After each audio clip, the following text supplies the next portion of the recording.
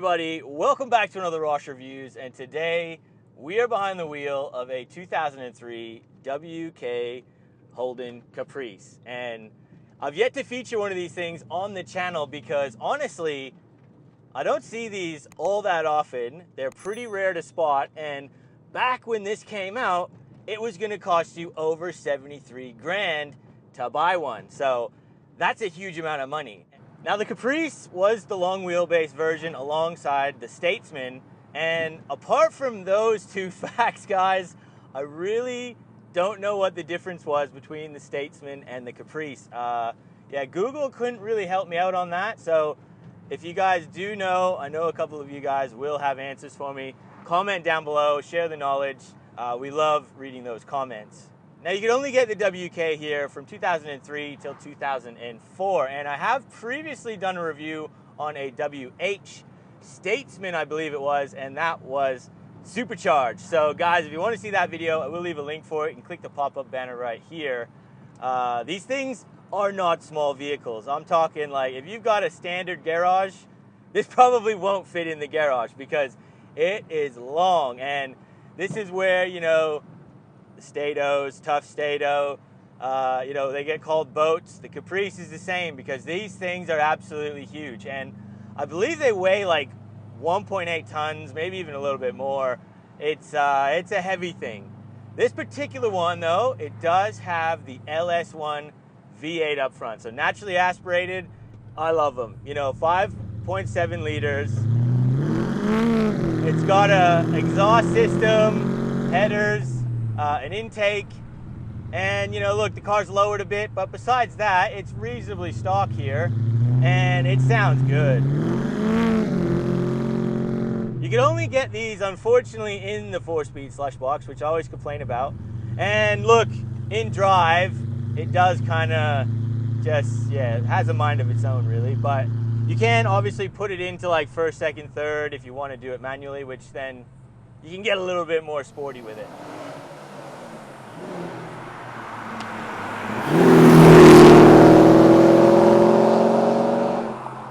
And look, from factory, these were pushing about 245 kilowatts and you look about 465 Newton meters. Look, the LS1, it's kind of known for not really giving you the best gains when you try and modify this thing.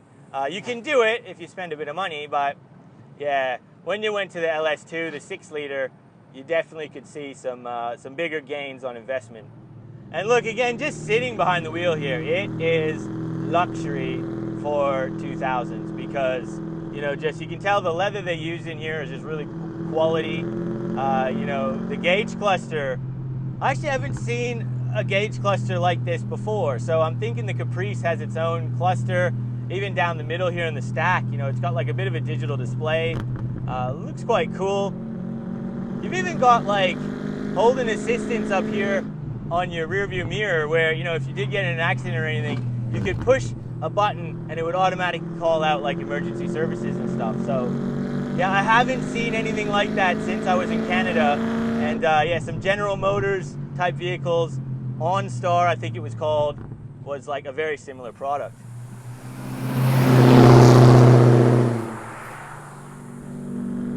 This is a big boat of a vehicle, but you know what I mean? When you get one of these, it's about cruising. It's about just enjoying the drive, being comfortable, hearing that V8 roar, and the exhaust system on this, it's really set up nicely. It is.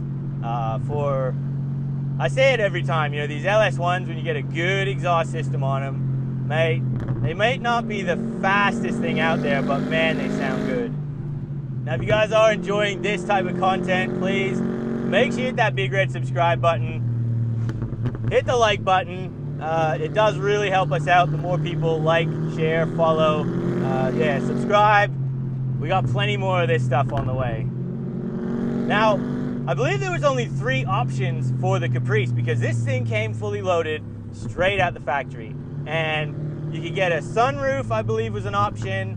You get DVD players in the back, which this one does have, or you could get satellite navigation. And you can see it in the back seats, guys. Look, there's just a huge amount of room. And the fact you've got 2 screens back there, you can play DVDs, you know, you even got little vanity mirrors that come down. You got speakers in the headlining there as well, next to those little vanity mirrors.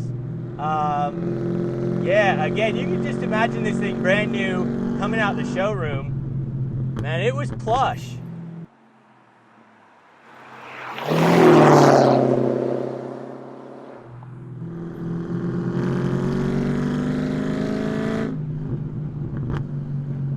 Oh, I love that raspiness of the LS1. Look, you just hear it popping and crackling away back there. It just sounds good.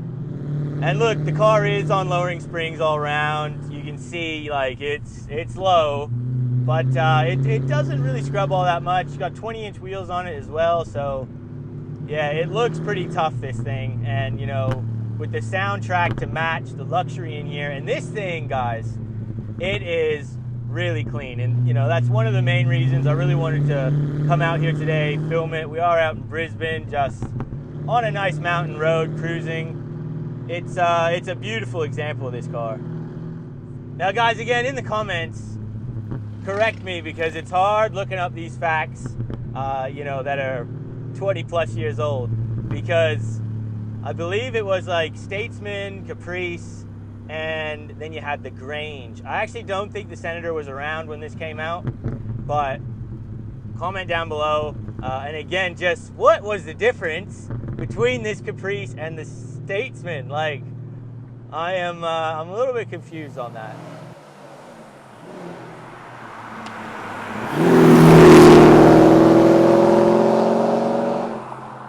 Now, guys, I have done a review on an AU LTD and a BF LTD, the last ever one. And this Caprice, this is the competitor, guys. Like, this was the direct competitor, like long wheelbase, luxury in here. If you guys want to see the BF LTD video, I'll link it here. You can also find the AU one on my channel. And I don't know, which one would the Premier be driving in? You know, would they have been in the LTD getting chauffeured around, or this? Because, man, both of them really quite premium, really similar, and yeah, just awesome vehicles that you don't see. Oh, just lovely exhaust note on this, going down the downhills, just, you know. And this is a car as well, you don't need to be stupid with it, and you don't really want to just flat foot it and floor it. Like, you can, but it's the long wheelbase, you know, it's the luxury cruiser, and just cruising in second on this windy road, man. It might chew the fuel a bit, but man, it is satisfying to do it, I tell ya.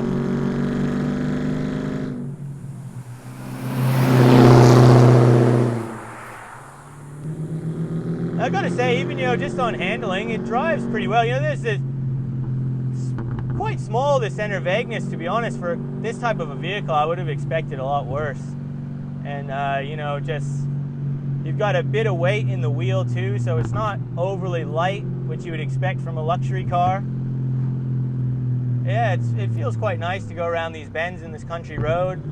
Lowering springs does stiffen it up a bit, so it is nicer on the corners. Yeah, this is just a really nice, luxury, old school Aussie cruiser, guys. And look, guys, again, you could have actually got this vehicle spec'd with either the NA 3.8, I believe, V6, or the supercharged 6, or range topping LS1 like we got in this one. And again, I think if you're gonna get this model, especially, you'll want it in the LS1. You just do. You know, it's, if you're spending this kind of money anyways, back in the day, you should have gone all out, got the V8, and yeah, that noise, it's worth it. Now, guys, we have literally been like circling around Brisbane for probably 30 minutes trying to find a good straight road to do a 0 to 100, and it's not happening. Like, it is just hills, roundabouts, residential areas. Like, there is literally nowhere you can do it. So unfortunately, we're not going to do a 0 to 100 today. We were trying really hard. It's claimed at like 7.2. I reckon you'll be in like, you know, high 6s, 7s probably is what you get. But yeah, unfortunately Brisbane just 0 to 100 is not on the cards for today. Now guys, I am going to finish the video off here today. So look, a huge thanks to the owner for bringing down his WK Holden Caprice, because again, you don't see these cars out, and especially in this condition. You know, it's a really nice example. Sounds $1 million this thing. And huge credit to the owner for keeping it like this. So I hope you guys enjoyed this video. I hope you learned something. If you did, make sure you hit that like button. Consider subscribing if you're new here. And we'll see you on that next video. Oh yeah.